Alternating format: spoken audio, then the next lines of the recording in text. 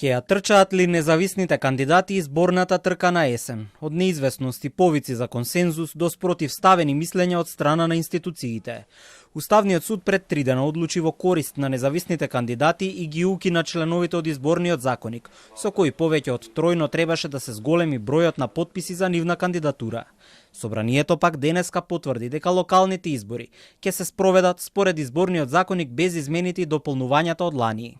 Во однос на вашето прашање сакаме да ви известиме дека укинувањето на двата члена од изборниот законник од страна на Уставниот суд мора да се почитува.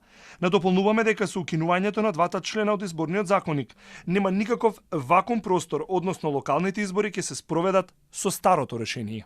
Председателот на Уставен Дарко Костадиновски пред 3 дена кажа дека на потек е собранието да ја пополни правната празнина. Правните норми кои собранието ги уживува, Костадиновски пред 3 дена ги прогласи за мртви. Евентуално непостапување на законодавецот би значило дополнителна повреда и дополнително стеснување на основните слободи и права на човекот и на граѓаните и тешка повреда на политичкиот плурализам, сите темелни вредности на нашиот правен поредок. Ова во дилема ги остава независните кандидати. Имаме недефиниран статус, вели советничката од независни за Карпош Невена Георгиевска.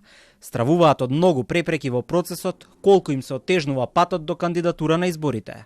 Независните кандидати во моментот со укинување на овие две одредби имаат недефинирано. Некои правници сметаат дека можеме и со подпис, меѓутоа не се знае точно и се плашам дека ако не се дефинираат ќе не идеме на многу препреки околу тоа како треба и што треба, така да мора законодавецот да ги донесе овие измени за да може да знаеме како да настапиме. Нека ни дозволат поедноставно да настапиме на избори, па изборите ќе кажат кој е подобар и кого граѓаните избрале. Партиите од власта и од опозицијата со различни ставови, едни кусои без детали, а други со повици за посеопфатни и подлабоки измени. Точно е дека има правна празнина и се работи на надминување на постоечката ситуација. Од Демократската унија за интеграција бараат изборна реформа која ќе биде сеопфатна, транспарентна и во функција на вистинска демократија, а одлуката на Уставен ја оценуваат како појдовна точка за тоа. Одлуката на Уставниот суд за укинување на 2 члена од изборниот законник уште еднаш ја потврдува потребата од длабоки измени во овој законник, не само во тие 2 члена, туку во целата правна архитектура на изборниот систем. Загрижувачко отсуството на иницијатива од владата и Министерството за правда за формирање на една инклузивна работна група, која би ги третирала сите прашања, имајќи предвид дека секоја измена треба да произлезе како резултат на консензус.